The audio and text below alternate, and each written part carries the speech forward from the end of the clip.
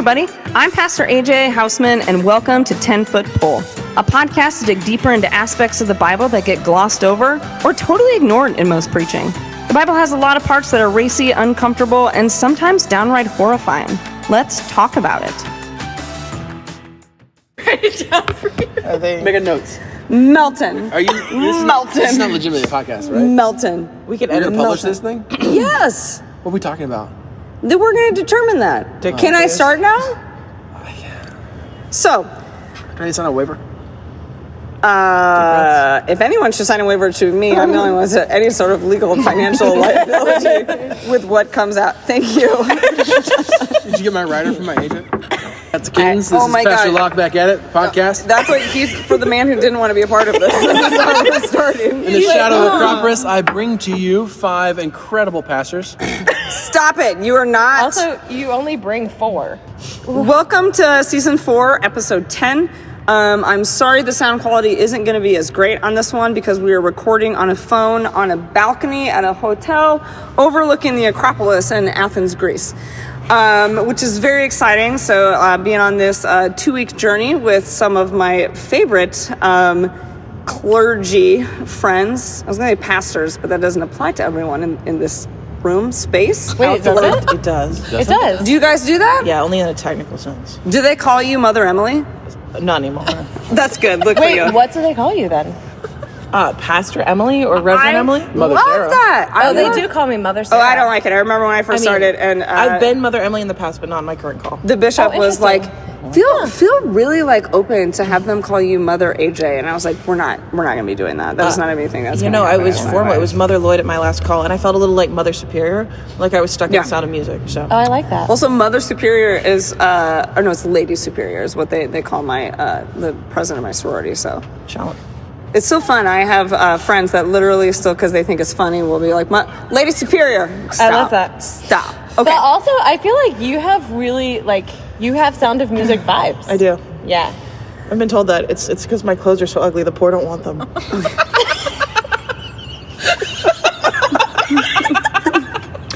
actually, I disagree with that.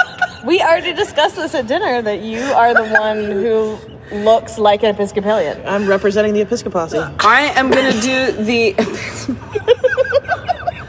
I'm going to do the casted hand. Also, I need you all to speak louder than you are currently. Okay.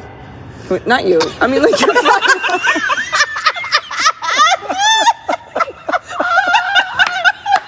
said, not you. I thought that was just literally applying to everyone else in the room. I also have an atrocious laugh. So if we could edit that out every time. No, I'm thinking because your laugh is like it's so funny. It makes me laugh. It is atrocious. I will say this though, the amount of times with this group of humans today that I have laughed so hard I've almost peed my pants. It's been amazing, and that's what you want. I thought I was going to wear these pants again. I am not. I'm just gonna think I continue and edit. Like we have these really serious pieces, and then also we're laughing so hard in the back of the bus that most people hate us. So, anyways, I'm gonna introduce the cast at hand. We have the Reverend Samm Melton-Hill from.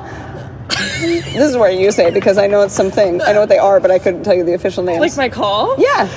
Yeah, I serve in 2 congregations in Denver at Highlands Lutheran and at New Beginnings, which is a congregation that meets inside the Denver Women's Prison. Great. And we have the Reverend Daniel Locke, who is somewhere in Florida. Serving a congregation in Jacksonville, Florida. And do they have a name? The dude, St. Mark's Lutheran Church. Okay. And then the Reverend Emily Lloyd. What's up? Who is our token Episcopalian this evening. Representing the Episcopacy all the way from St. Peter's, Poolsville. Where's in that? Maryland. Thank you. Is Boltville a state? It's Poolsville, like pool. Oh, I also want to be clear for a couple of things. One, you need to be a little louder. But 2, again, you. I'm low-key losing my voice. And also, yes, the Delaware Maryland Synod does sponsor this podcast, but we do have listeners all over the country who have no idea what word you just said, let alone what state it's from. I'm from the D.C. suburbs. There you go. That's all they need to hear. Thank you. And the Reverend Sarah Locke. Yeah, I am in Jacksonville, Florida, and I am a campus pastor there. At the Jacksonville campus ministry. Perfect. Yeah, the Lutheran variety. Well, I am. Oh, that's also, you do Episcopal things as well. We do. Yeah, 7 denominations actually. Oh, nice. Yeah. What are the other 5? Please don't. I didn't do math. No, okay. It's gonna. Yeah, I won't be able to list them all. Tonight. Oh, is that a? Okay. It's a party trick that I'm just not very good at. Oh, great. I love it. It's a Yeah. party trick. You can have your phone back now since it went off before I remembered how to pronounce your name Not correctly. Melton-Hill, just Melton-Hill. I know Weltons. I don't know Meltons. Now I do. Got a Melton. I'm working on it. Okay. So tonight for our fun, unexpected recording for the podcast, we are going to do what I'm going to call a mystery podcast. And that is, I'm going to propose to the group, what is a theological conundrum, point of contention that you have felt this week? While we were in Greece, we were following the footsteps of Paul. We have also spent a lot of time in the Greek Orthodox Church. Is there something from Paul, or is there something from our experiences that have put a theological conundrum on your heart? The thing that came to mind instantly from me is that one of the professors on the trip, who is kind of our theologian in resident walking with us, is Dr. Caroline Lewis, a New Testament scholar from Luther Seminary. And it might just seem simple to everyone else, but it really struck me is the other day that as we were introducing Paul into our kind of contextualizing our journey together, she talked about that the centrality of Paul's work is not the doctrine of justification by faith or by grace through faith, but rather the revelation of Christ the Messiah, God made known in the flesh. Yes. Which challenged me, because I think so often as Luther writes and as Luther informs my theology, that I kind of read backwards into Paul's texts and read him as a theologian, as one kind of setting forth the doctrine of justification by grace through faith.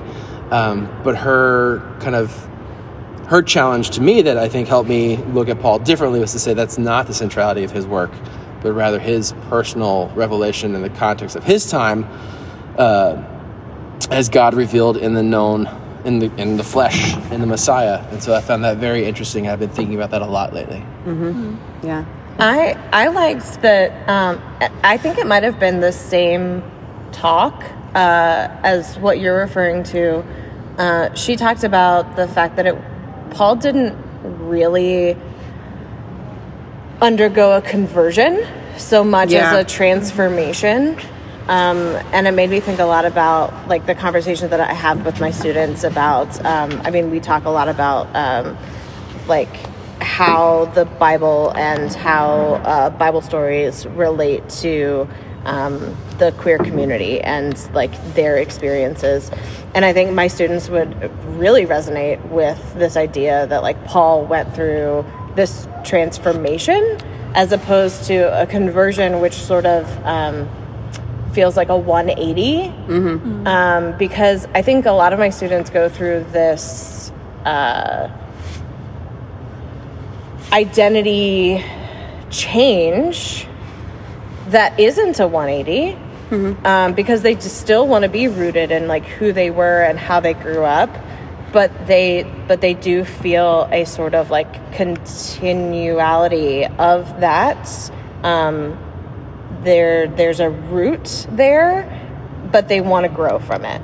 And as Caroline Lewis talked about that, of this idea that like Paul was very rooted in his Jewishness, but like his experience as coming, encountering the living Christ, he was transformed.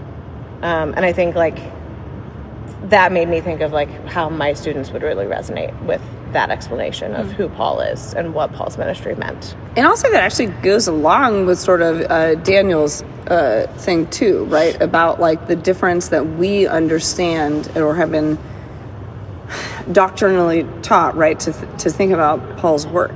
And I'm going to break it down just a smidgen for those that aren't necessarily familiar with the phrase justification by faith, right? That we talk about our faith, especially within a Lutheran realm of things, because this is Luther's big thing, right? That you are given the gifts of God, the forgiveness of sins and the holiness through faith in that promise. And you don't earn your way to heaven, that you get there because Jesus says, I did this thing 2,000 years ago. Mm-hmm. I got you. There's nothing we do. And we talk about this on the podcast all the time, just for those of you that are, we say, remember, we're not earning our way to heaven. God is always coming to us all the time. And so that very much formulates Lutheran theology, like to the core. And much of that work is taken from Paul's letters, mostly the letter of Galatians. And it's this idea then that like Paul's own like personal journey, right? Like that's not what he's actually like focused on, that's not what he's talking about. Right. That was Luther's baggage.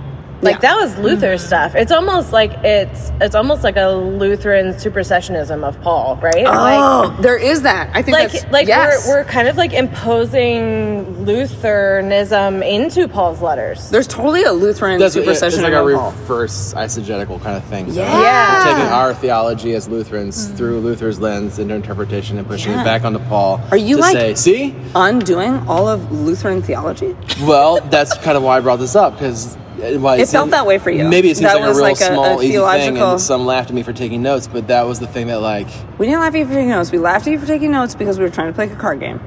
Right, and I was losing the card game, so I was disinterested. But when she said that, I was just like, that seems so simple and obvious, or it should be so simple and obvious to me, but at the same time, I was like, well, how much have I read back into Paul from my lens of Lutheran theology? Yeah. Rather than, like, use my lens of Lutheran theology to help me better understand Paul, if that makes sense, right? Yeah. I like, so to me, it's this understanding of someone else in the same conversation kind of brought up reading his letters in chronological order and what that would actually be like, right? As we have and mentioned like, well, I don't want to go back and read my sermons from 15 years ago. Like, imagine if they were ingrained in Holy Scripture throughout all of time. That would be horrifying. Right. Yeah. So like, what are the things that like, how can you trace his not conversion, but his sort of his directional change of his faith as he grew and learned more as claiming to be a part of this Christian faith? Like, what can we see if we trace it that way? I really liked that. And I don't want to put words in her mouth now because I don't have my notes in front of me, but she talked about it as like a perspective change or like a discernment kind of phase from his lens. Well, and I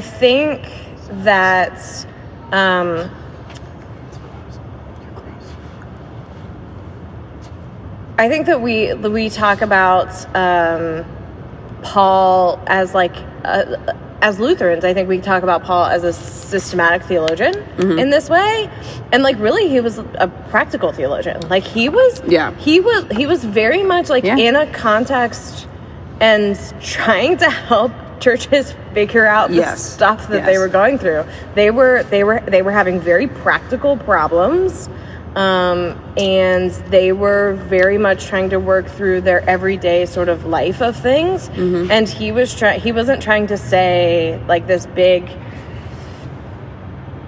sort of pie in the sky theological thing that would help solve, the Catholic Church. He was like, because he wasn't Luther, right? But like he wasn't making law. Right. And I think that's where sometimes when we come into conflict with how Paul's letters get construed as sort of a New Testament law. Yeah. And that is not what he was doing. Yeah.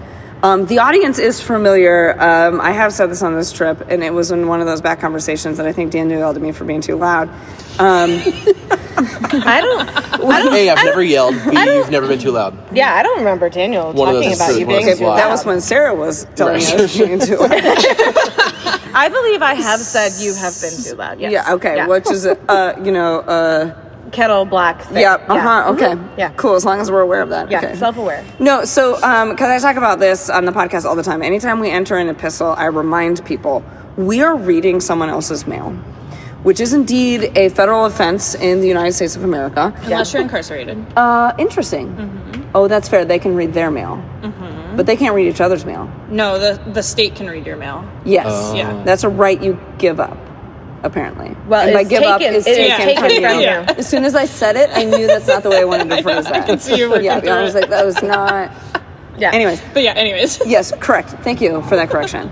But that, like, we're reading someone else's mail. And so the thing about reading these letters is that they would have contacted Paul first with like a whole host of questions or a narrative of a problem, and he is answering that. And we don't ever get to see those letters. You're reading a response. Exactly. Yeah. And we don't know what the maybe- questions and were. maybe like the third response. Or like Or there's a mismatch, right? Like the Thessalonians are actually matched together. right. They piece together letters and put them into one, right? It's Right. like you're not even reading one cohesive letter. Right. So, and remembering that, like, what Paul is doing is Paul is going through his own theological transformation and his own understanding of what it meant to be a Jewish practicing person in a Roman occupied Rome citizen, and like, what does it mean then for him to then now, with this new revelation of Jesus Christ, to formulate this new theology and to help start these churches, right? Like, so of course they have all these questions. Yeah. And he sends them answers and his thoughts to the questions, right? But that didn't turn it into New Testament law. Right. And I think that's where even, like, we scapegoat all the time a lot of our evangelical neighbors on these sort of things. But I think what Dr. Lewis is bringing up is that there's a way, even within Lutheranism, that we kind of do that. Right, that's kind of where I was back to full circle. That we do have kind of taken Paul's words and made them I'm a law. decent host. I can bring us back around. Full circle, Mom. I love it.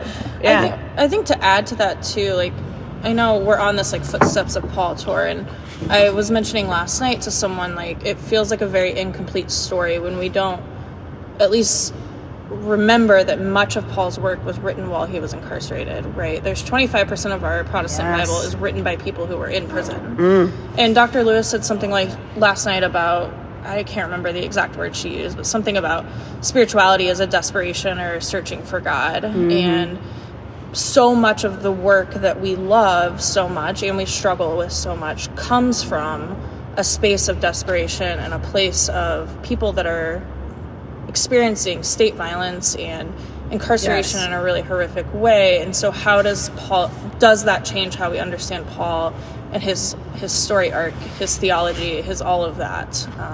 And that when we miss that, when we forget that, I think we're missing a huge part of his story as well. Our time is up. I asked for a half hour. It has been 21 minutes. And the now have bartender background has music. decided we are no longer allowed to have It's silence. pretty low, Maybe it's though. gone. Okay, Yeah, it's we're on. good. We're good. The music being is pretty kind. low. Also, we have an excited hand raise. We do, but I just want to comment before we get to our excited hand raise to just say that, like, yes, and to also that to me, where I sit with our current context in the United States in 2025, like, is very real. That we need to remember that perspective, reflection, and a part of Paul's identity when we read them. And for preachers too, how does that change the story when you preach to? I often use the image, like when I preach on Sunday, I'm preaching to a group of people that are sitting in a gym in state-issued gym shirts that have literally had, their names taken away from them and a number assigned to them. Really unfortunate timing. We apparently tell time differently in Greece than we just, So, what, Senor? Yeah, I didn't know the protocol, so I raised my hand. We're going to keep talking, but maybe speak a little louder and get a little closer to This the is mic. good background music. And we hope it's not as terrible quality as... or maybe feels. I do get feedback on that sometimes. Closes the chapter on my conundrum or challenge question because there's no answer at the moment. It's just what I'm processing. But I'm curious now, Sam, and perhaps maybe you say it better about your context, but you work in prison ministry, yes. And so you brought up a thing that I'm curious about now, that something that you, in your experience, bring to the text that I just simply cannot, is you mentioned about Paul's letters being written from prison. And how does your ministry impact the way you read Paul? So does it, or have you found that it changes the way you interpret Paul's works? Yeah, absolutely. I think I have a lot of grace for him in that he's clearly suffering deeply. Like the moral injury he's experiencing is truly hurting him. And he's struggling with this in the midst of a state power that is so violent and so dramatic that we do have a context in America for that, and yet we don't have the exact same context, right? And so it changes in that way. And also, what does it mean to have, righteous indignation? Indignation. A long day. Sorry, I coerced them into this after a nice, full, beautiful Greek dinner and some drinks. So, drinks. 7-hour bus ride. To be fair, that's a hard word. It is. I don't know if I could say it like it's right. I can't say the word conscience. Conscience? Conscience? Is that right? Yeah, I just say it right? that's right. Makes sense. How about nightmare? I got it. That was right too? Yeah. Wow. My wife tells me I say those words wrong all the time. She's like, that's not what those words are. I was like, okay, continue. Anyways, what does it mean to be reading someone who's sort of indicting the state for reasons of justice when you're in a position of oppression and vulnerability and your own suffering? Like, how does that change the text for us? And I don't know if I have an answer on like the whole of Paul's work, but certainly various passages that I think definitely change in that context, and change when I preach the same sermon at my outside congregation. Like, what does it mean to be sitting in a very privileged white neighborhood of North Denver, and then to take that same message inside the Denver Women's Prison? Like, that, does the message change, and should it? And there's all these various questions to that too. Can I respond to that? Yeah, absolutely. Well, first of all, I don't think it should change. Yeah. Right? And that's the idea, right? That like we need to be preaching the authenticity of what these words are in their context. And I think that's incredibly powerful. And definitely needs to be a thing that gets heard. And I could see it in a situation where you preach the exact same words, and in an incarcerated setting, it sounds like hope. And in a privileged congregation, it is a little aggravating. Absolutely. Or, you know what I'm saying? Like, it's tugging on you a little bit. Yeah. And thus the gospel. Yeah. Yes, as we are, right? And that's what it should be. I think I've said this before on the gospel, but Bishop Curry of the Metro DC Synod, he wasn't a bishop at the time that I heard him say this, but Yehel Curry, who's now the bishop of Metro DC Synod, Metro Chicago, one of those metro areas. He said you should always read the text from the bottom up. The point of view should always be from the least of these up. And that's the way that we should interpret these words in the good news in Jesus Christ. Is what is this saying to the least of these? And that should be the message that we take all the way up the ladder. I do this all the time, just so you're aware. I make hand gestures. I know that they can't see them, but I talk with my hands. Sure. But we bring that message all the way up, and that's the idea, right? So anytime you're diving into a biblical text, right, we start at the bottom and we look up. What does this say to the least of these? I just also want to take a minute. I mean, Paul is also exceptionally privileged. Yeah, absolutely. Yeah. A Pharisee among Pharisees. He's a Roman citizen. Yes. Absolutely. Could you unpack the Pharisee among Pharisees really quick? Because I want to say that we have audience listeners that they hear it in the same way that many hear it on a Sunday morning. The Pharisees are the bad guy Jews. Right. And that's all they know about them. They don't understand the different rabbinic schools. Yeah. Yeah, I mean, without going into a nuanced detail of the different rabbinical schools, because that is beyond my capabilities at this particular moment. I thank you. I always make people unpack things that I think.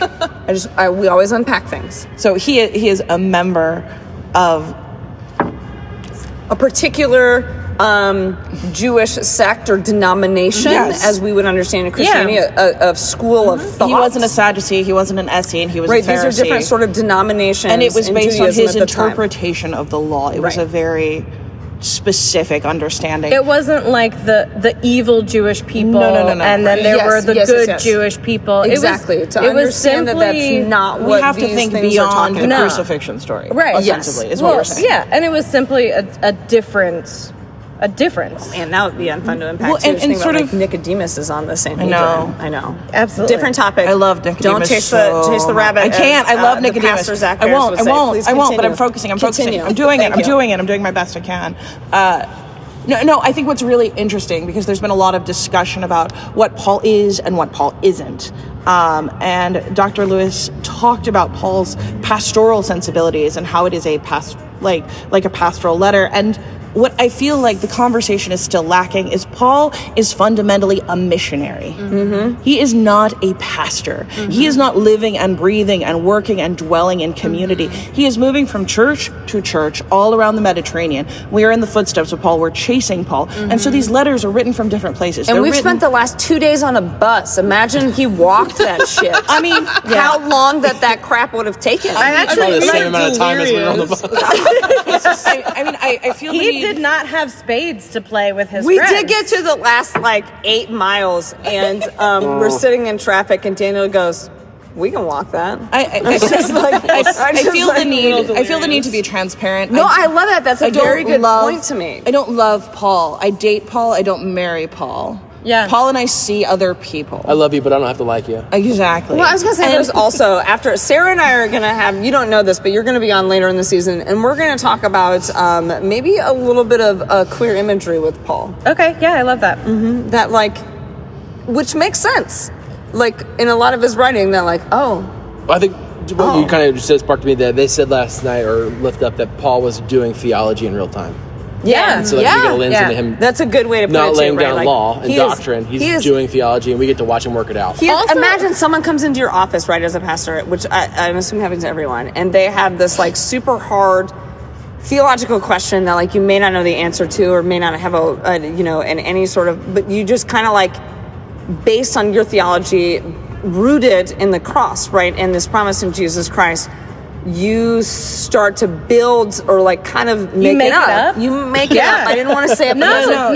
You work it out in real time. And you work it out in real time. Use the tools and like that's the Pharisees. Well, and he's a man who is juggling. He's juggling his upbringing. He's juggling his citizenship. He gets shipwrecked twice, friends. I mean, he's got a lot of shit going on. Yeah. Let's just be candid about it. He goes through multiple transformations. Yes, there is on the road to Damascus, but that's just the beginning of the evolution of Paul. And so when we look at these letters in context and we preach them in our own context, I think it talks to the changing landscape of all of our lives as we journey through them. Yeah. And I mean, I think that's a powerful message that can be shared beyond some of the garbage. Yeah. But it's the fact that it's not law. It is this idea of someone who is a missionary who is desperately working to help all of these communities through all of their struggles as this baby church where they're making things up all the time. So the Reverend Emily and I the other night actually sat down with a couple of Catholic priest seminarians, Roman Catholic priest seminarians from Minnesota, they're American, who are also literally doing the exact same thing that we are. And they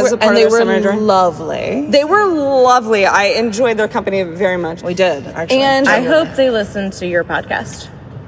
I don't know if I told them I did a podcast. I didn't really want to embark on this conversation, but they kind of just invited themselves and sat down because hey. And they were working out theology in real time. And it was a challenge for them because what they did not know in their peanut seminarian brains is that Pastor Emily and I are about 8 to 12 or 15 steps ahead of them. I know. We may have broke them a little bit. It's fine.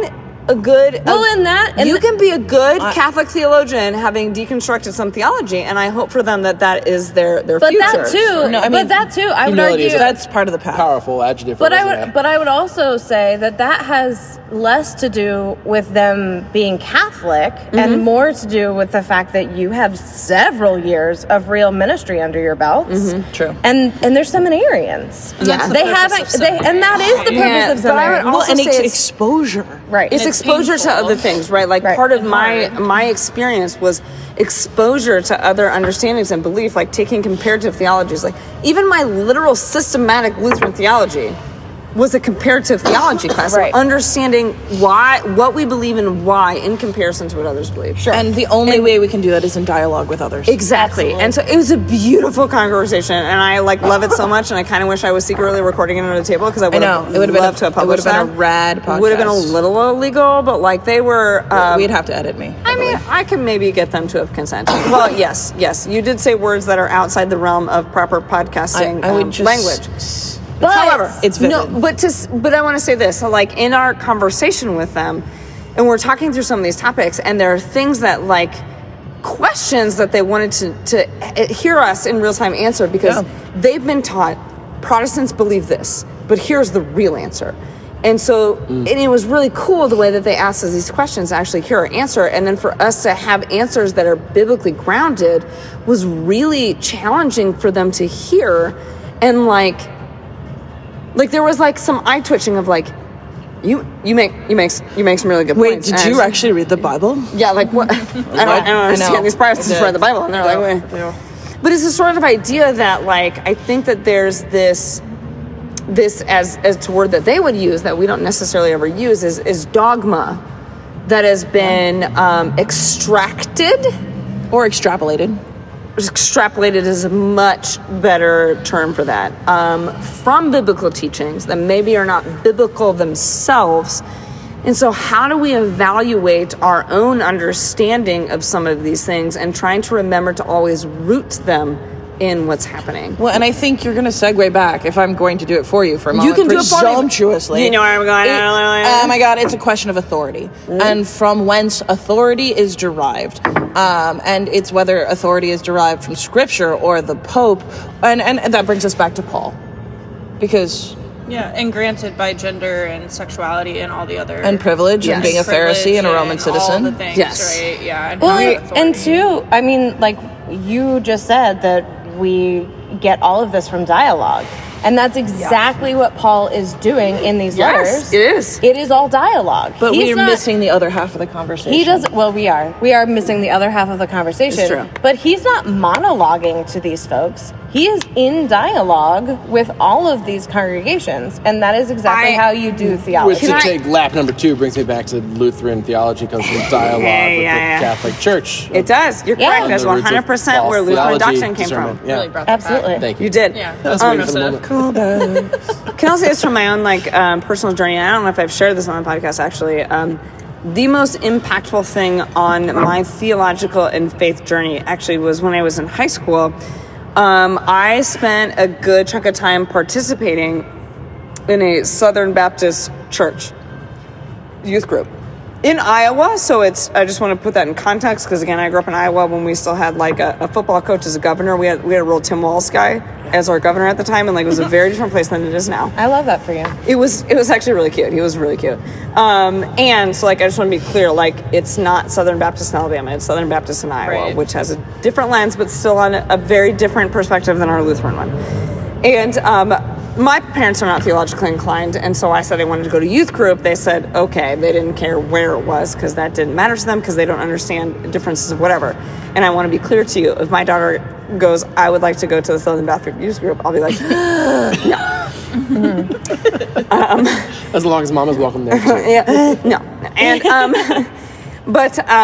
so I did because I had friends on my soccer team and whatever, and our youth group wasn't awesome because the Lutherans were just dying, and like so there was like, and our youth director had left, and then she died, and it was a whole thing. There was no people, and so it was a place that I could go and find this kind of community that I was looking for. And I remember going several times, and the things that were being taught to me. Like we went through like the women in the home, the whatever, and the whole thing. And I was like, I remember going home each night. I did this for like almost a year. That was my fault. Of course it was. We knew it would be. I did this for almost a year. And every night, so it's on Sunday nights, I'd get home. And my mom was the wait up mom. Yeah. She would be up in the kitchen until you got home. Yeah. And so I would get home and she would be like, well, how was it? And I'd be like,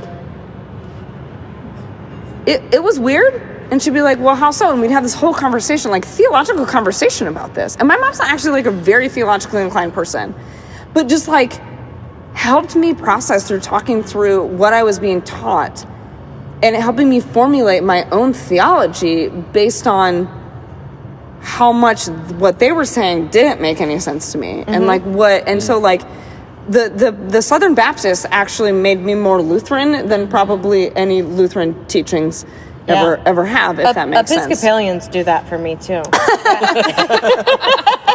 I'm really jealous of the Episcopalians. I will say this publicly, and I have a lot of Episcopals agree this on me. We're like the same people. We differentiate on exactly two things. In that we are the exact opposite. The Episcopals don't have any doctrine, but this is the way you have to worship. And the Lutherans are all doctrine. Worship however the way you want. There's a lot there for you. I have no response to this. You can be on the please podcast. challenge me, because every other Episcopalian I've said it to are like, yeah. You can be on the podcast separately, probably, and have a whole hour. Yeah, we're also going to do that. Yeah, that had already been decided. I don't want to monopolize the podcast, but I will say, spending 2 weeks abroad with Lutherans has confirmed that I am indeed been 3 days. Anglican. Yeah, no, I mean, It's been 3 days. Yeah, no, I had to try. I should say, Thank you. It's been 3 days. Yeah. I am married to a Lutheran. We're very committed to ecumenical dialogue, and In your household, is it? yeah, Yeah, okay. and personally, yeah. Pillow talk. intimately. She's like, but I really don't have any desire to be friends with y'all. I love you, but I don't like you. I love you, but I am don't here for like the you. free beer. You guys are chatty. We are. We are really chatty. Well, this group chatty. is. That's This right. That's why you're group's hanging out with very us. But I am Yeah. interested in your thoughts of what she said. I am If you too, have actually. any. Oh, Because I've never heard an Episcopalian. Everyone I've ever said to, they're like, yeah, that's Like, it's your podcast. Yeah, you're right. I mean, it's ostensibly correct. Yeah.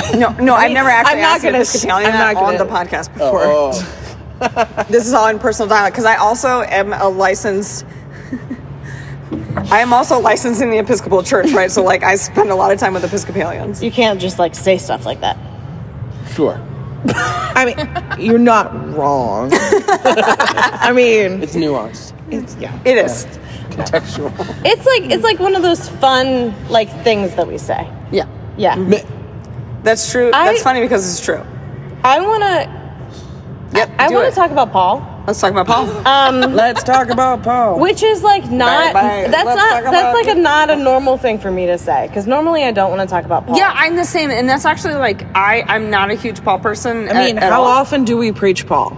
Never. Well, I try never to do it. Yeah, I try not to either. Unless I'm imposing I Living love Doctrine preaching back Old on his Testament. lands. I love Yeah, preaching I mean, the gospel. And guys, let's just summarize it for you, for your listeners. Why do we not preach Paul? Because Paul is misogynist and we don't like him. He's kind of an And asshole. he's Wordy. complicated. Yeah. He's a And grumpy no one dude. listens to the Yeah. second reading. He's so. homophobic, but not just like homophobic. He's actually like anti-sex altogether. He's aggressively Yeah. celibate. Yeah. He's aggressively celibate. You are correct. Yeah, my students. I And he guess had if in you the- have to get married. Yeah, aggressively celibate for the church too. And Okay, I've explained that before. Like, but like he my thought, students would say he is just ace and believes that everyone else probably you're gonna have to should. explain ace. Yep. Oh, Unpack like it. my students would say that he is just asexual, and that he Yeah. believes that everyone else should be asexual, and that like this has worked very well for me.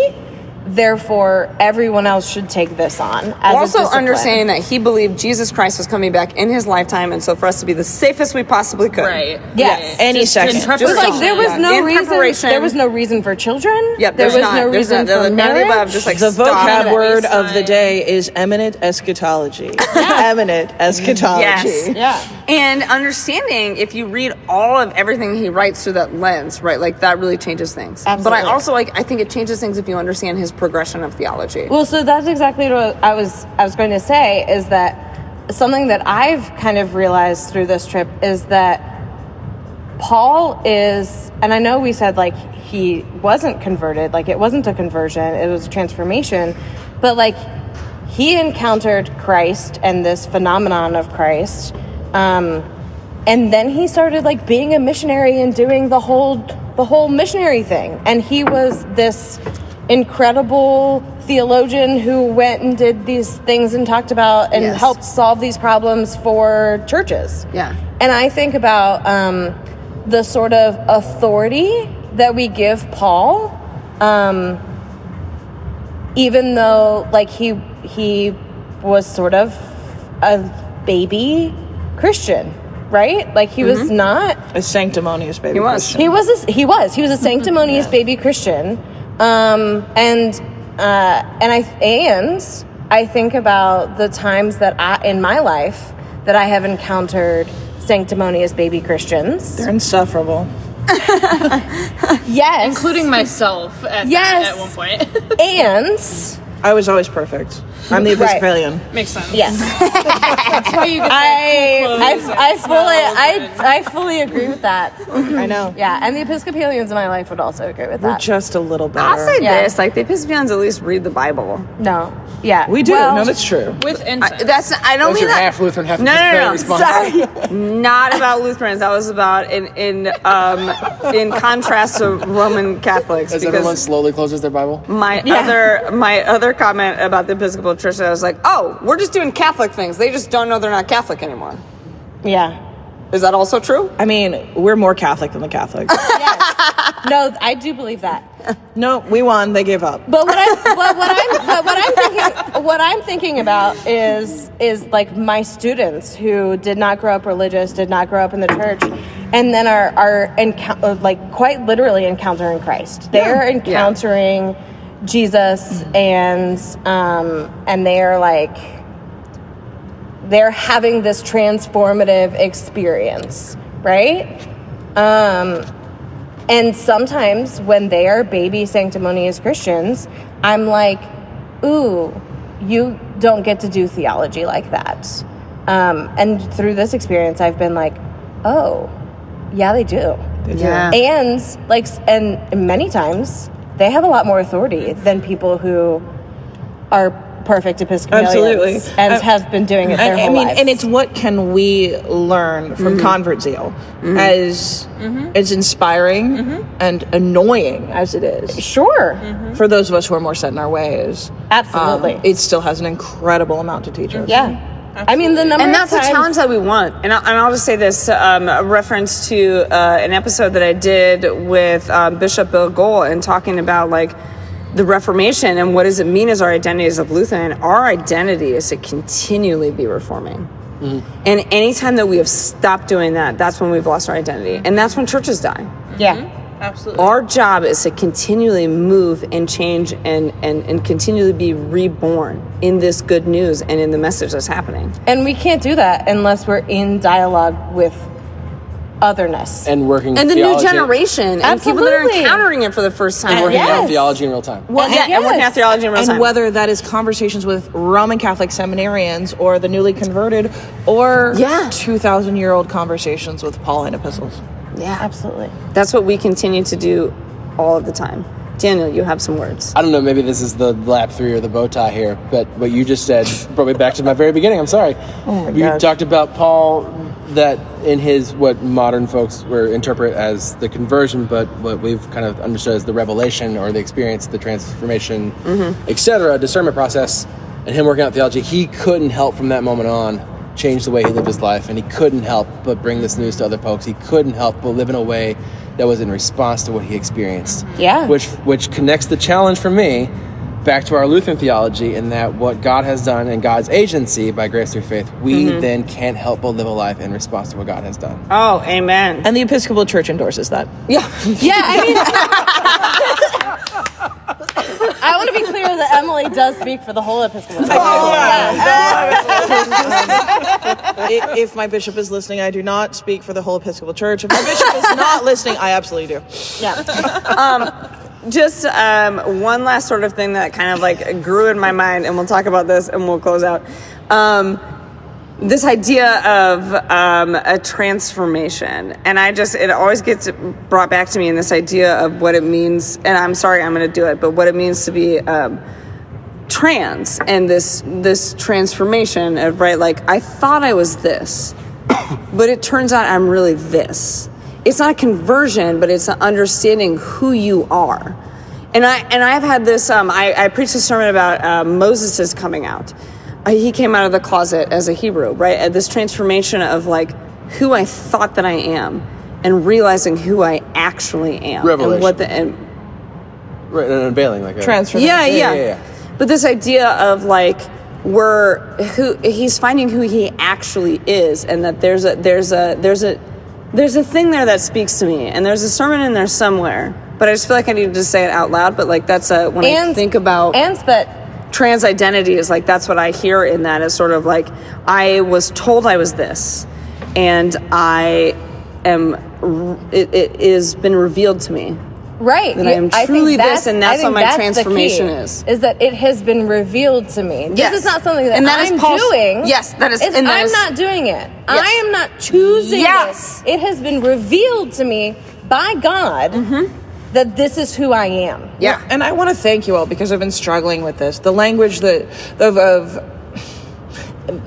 so often now in intellectual academic circles, it's no longer the conversion of Paul, it's the calling of Paul. And I think that falls flat. I don't think calling is enough. Yeah. Because it is so transformational. Well, we need to give Dr. Lewis the credit for saying the transformation, but like that's what the thing is, like, because she said it's a transformation that this is one sitting with me, but I let you guys share first.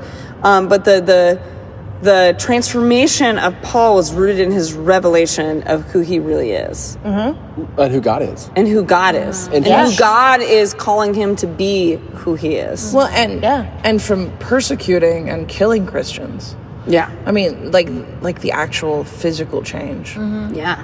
The other thing I push back about the call piece, that this is what Dr. Chan said, actually, and I agree with you about the whole, like, the call of Paul necessarily versus, but anyways, that he related it back to the call of prophets, who most prophets have a call story. Yeah, and I hated this, so go ahead. Oh. Yeah, no. I love that. Well, Yes, I do too.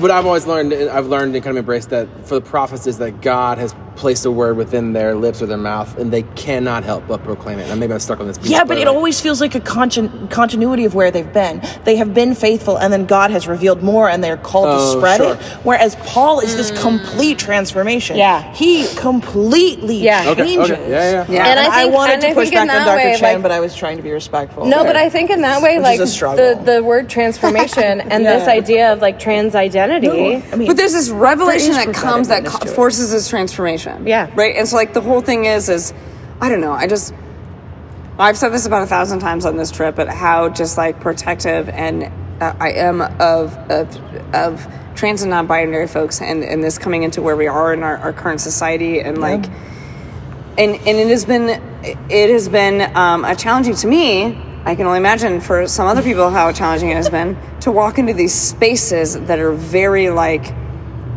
Binary to the point of aggressiveness. guys, they're not just binary. Yes. That's like, I took pictures of the sign. I was like, this is so aggressive. Like, it's so aggressive. And like, what?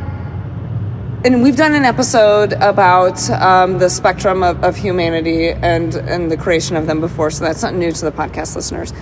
But my own, like, sort of understanding and putting that in perspective of Paul, and then this idea of putting Paul's letters in order, and how is it, like, this is my new project that I'm going to embark on, because I'm also not a big Paul fan.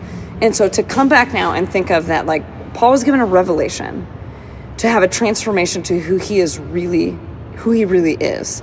And then to see to read the letters in the order of that transformation with it. That there's something beautiful in that I think, to me, speaks in this way for the trans community. Yeah. Well, I never in a very biblical way. Yeah, and I never liked Paul until my students said, "Why wouldn't you like Paul? Paul is like the queerest person in the Bible." And then they laid it out for me, and I mean that. And we will unpack that later in season 4. Oh my God, I love that Good preview. teaser. Yeah, nice. Yeah. And it made me, if not admire Paul, at least appreciate the things that he was wrestling with. Yeah. And that he's working theology in real time. Yeah. And now for us, reading back in the script manuscripts we have, that all of these churches are calling upon him to answer these questions and looking to him to flesh these things out and looking to him to give them clarity. Yeah. And Like, can you imagine as the pastor? as he's I know trying to that. process it all. Yeah. And to circle back to what you talked about a minute ago, AJ, about kind of the communities and by non-binary and making space for folks in conversation. That's another example of the necessity. It's fine. To work out theology in real time. We need Well, to work our theology it's out. really resonated me with what Reverend Emily said about this idea of remembering he was a missionary, not a pastor. Yeah, because exactly. It's different, right? Like, Right. a pastor's a person who lives and breathes and is like in that community. In that community with those people. Plunging toilets and fixing roofs. Yeah. Exactly. And at the hospital and helping wipe butts when necessary. There's something different about being that person versus a missionary who comes in, drops some knowledge, and leaves. Well, and that goes back to eminent eschatology. The fact that the end times are coming immediately. You don't have to pastor. You don't have to get married. You don't have to prepare for long term. Yeah. You don't have to grow as people over the course of your life. Jesus is coming maybe in the next 20 minutes. Yeah, get your shit together. So we are now. literally... And so, that actually brings into a full perspective, right? We are literally churching in a way that biblical authors never prepared for. Right. And we're continuing to try to figure out how to unpack it and apply it to our real lives in real time. Because none of these communities were supposed to be sustainable. Right. But that's also been true for centuries before us. Yeah. Right? And do you know what they did? They worked out theology in real time. No, they made shit up. Oh, sure. Well, those are the same thing. Well, and they died. They changed. They're gone. Yeah, I say this all the time, when we talk about the different things that happen in the church and is it okay if they do this, or they held the Bible this way or that way, and I was like, listen, we made all of that shit up. Absolutely. All of it. Even the Episcopalian could admit But that's also, the way it we struck bought me. You can at least admit to that, yeah. Of course. It struck me. It struck me though. just We do a went. video. Catholics did not admit to that. No. That's They're like, true. no, it's dogma. And we're like, that's not a thing that we subscribe That's to. that's a made up thing. Yeah, that is all of also dogma a is- made up thing. It's all made up. Right, yeah. But we went and we saw all these monasteries, and we the bus pulled over on the side of the street, and we got out and we took a bunch of pictures. And the bus pulled out on the side of a cliff. Yes, it was a cliff. But the tour guide was pointing out all of these monasteries and then pointing out all of the ruins of all of these monasteries. It didn't make it. And my thought was oh gosh, how sad that there were so many of these monasteries that didn't make it.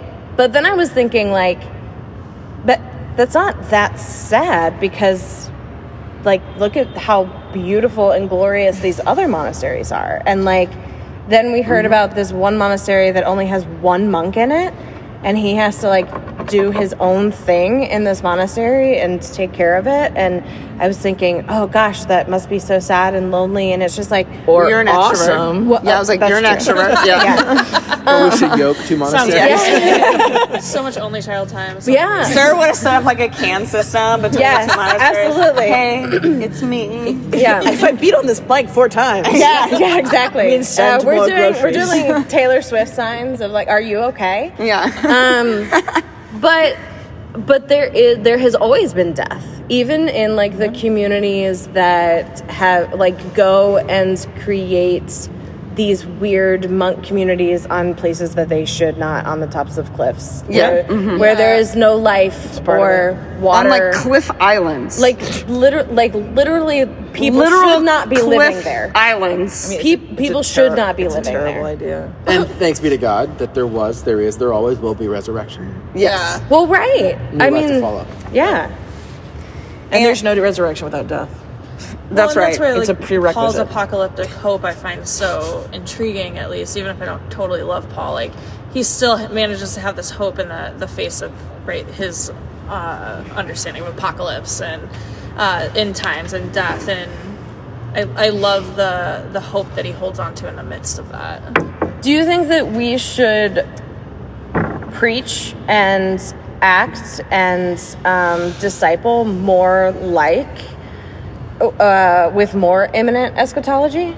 Or realized eschatology. Realized eschatology. Realized eschatology, the second vocab of We the don't day. preach with the same urgency, right? There's not an urgency. But should we? Should we, though? I believe in the spaces I preach in most often, there is an urgency. My eschatology is a John-rooted eschatology, the Gospel of John, and I'm preaching the here and now eschatology, so it is always pretty urgent, and that actually gets pretty frustrating, I think, for the people in the pews. But I think it's more the fair. question, do we hear with that urgency? I'm a here and now John eschatology. Yeah. Well, and how much of our hesitation to talk about eschatology again is to create space between us and perhaps evangelicals. Yeah. Are different. And just Absolutely. death, which is also a topic we've covered on the podcast from a Lutheran I perspective. mean, we love death, though, right?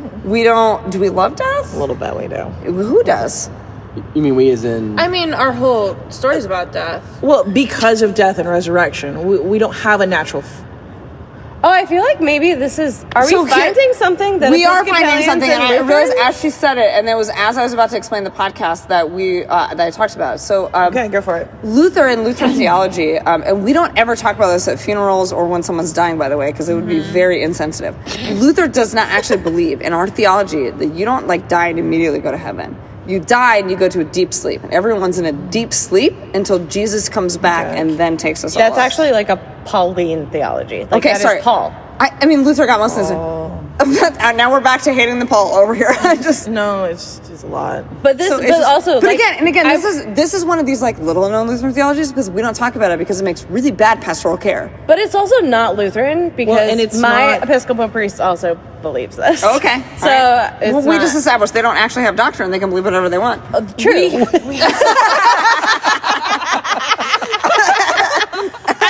I think we should be fair. We should be fair. The Episcopalian is outnumbered. I'm sorry, it was too easy. I would like to apologize. go on the record and say we have doctrine. Well, no, time out. Okay, we have Episcopalian, but we have two others who are Lutheran who have also worked in Episcopalian congregations or Well, I was given zero theological training. I was told this is how you do worship. No, Here's that's the Book of Common Prayer. Here's the supplemental book we have for Book of Common Prayer that shows you how to do Book of Common Prayer. That is do not 100%. They didn't give a shit what I said in the pulpit. That was not an issue. That was 100% my But you training. need to wave your as hands well. in the right way and genuflex at the right spots. That was- I even also, as a left-handed person, got flack because I was crossing myself in the left hand. And he was like, "You can't do that." And I was like, "What do you mean?" And he was like, "Well, that's a sign of the devil." And I was like, It's not. "Who decided that?" It's not demonic. That's- the Orthodox do it that way. That is also the 100% the training that I got. Tell a certain bishop that, whom I will not name. I would just like to go on the record and say we have doctrine. if your bishop is listening. Weirdly, it's very similar to Lutheran doctrine. I feel Also, like I have tell your to- bishop you should train your Lutheran Episcopals I just- more than just Book of Common Prayer. I just feel like you need to, like I have to say this, Episcopalians believe in Jesus. We have read the Bible. You have some creeds. I Do don't believe in the resurrection. No. Like I just want to be clear that I don't know how to say this, we like the Bible. It has a lot of Book of Common Prayer in it. Also, I don't know how to tell you this, but none of that is doctrine.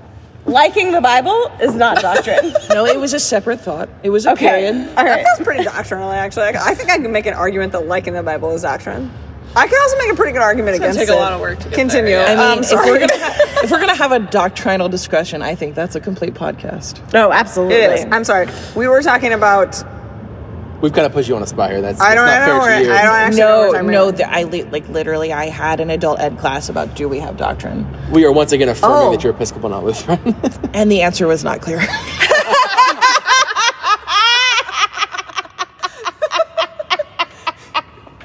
I know who I am. In some ways, I love that, though, to be honest with you, of understanding I do this too. mystery of what. If only Paul's letter said, "Dear church and whatever, I, Paul, don't know." Yeah. I could've Wow, used- because that's too honest for Paul. My God. absolutely. I could have used. This is the first No, one. really? I could use one of those I letters. really do believe the most honest Paul was. And that is why I got the tattoo that I got while we were here, which is thorns, is when Paul said, I have a thorn in my flesh that God has put there to keep me from being conceited. And that, like, there is something that is quite literally harming me that God put there to keep me from being too conceited. Because imagine, like, all of the churches in your area writing letters to only you in order to do theology. Yeah. Like, in order to solve all of their problems. Yeah. Of course you would be conceited. I've met pastors. That would go to their head so quickly. I don't know. Have you ever worked with a conceited pastor?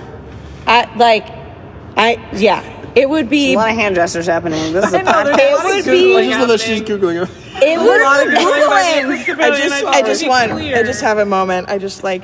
Are you Googling Episcopal doctrine? I did. ChatGPT, do we have doctrine? I just want to go on record. The Episcopal priest Googled, do we have doctrine?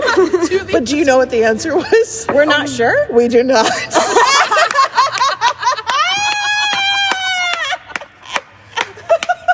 AJ's now dancing. I got a little Gangnam style in the corner here. That's incredible. Okay. I really like the Reverend Pastor Mother Emily. All of the above. Yes. Leans in when she wants to share something about doctrine in the Episcopal Church. There's We have lots of deep thoughts. I like it. Can I say, this is why it is beautiful to have these deep partnerships. That there's something beautiful for us for coming together. How and say beautiful that, it is for brothers to gather together in unity. And sister. What are you saying? And sibling. I don't know. It's from She the talked Bible. Again, they at least read it. They do. Your siblings. Okay. I want to say though. Why is it beautiful about how it informs who we are and how we inform our own? Because every, and Dr. Lewis said this, remember, every person is a theologian. Even Episcopalians. Even Episcopalians. I want to be clear that And what does it mean as we Episcopalians will say, like, we read the Bible, but what they mean is we read the Book of Common Prayer, and the Book of Common Prayer comes from the Bible. Okay, well, I do know this one.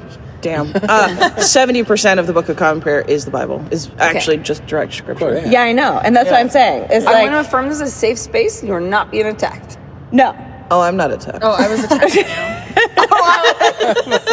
Sam was in fact No, I attacking actually him. It was just wanna consensual. be an Episcopal because it's like fun. We'll start by you want to be an Episcopalian. Yeah. Yeah, there's a lot of fun outfits and looks There cool. are a lot of fun outfits. Smells. I That's have true. heard the gays are a big fan of it. Yeah, that is accurate. That's true. It's true. And on that note, thank you for joining us for this mystery episode where we had no idea what was going to happen and where we were going to end up, and a beautiful conversation, I think. And so thank you very much for my cast of guests here that are only here because I persuaded them with some free beer. And You know where we ended up, though, AJ? What then? That we can all ended be up bribed with beer. We ended up on a rooftop bar Yeah, looking at The Acropolis. the Acropolis. we are. Yeah, In the that's- footsteps of Paul. in the footsteps of Doing Paul. theology in real Yes, time. Yeah. that's all. Making shit up. Incredible. Yeah. Background. For the Lord. We're just Paul. All of us we incarnate. are Paul. All of us incarnate. I don't want to be Paul. To be clear. Pseudo Paul. Thank you so much for joining us for the 10 Foot Pole podcast. Remember that you can always find us at the 10footpolepodcast.com and at 10 Foot Pole Podcast on Facebook and Instagram and wherever you listen to podcasts. And the 10 Foot Pole Podcast is a ministry of the Delaware Maryland Synod. To learn more, go to demdsynod.org. Take care.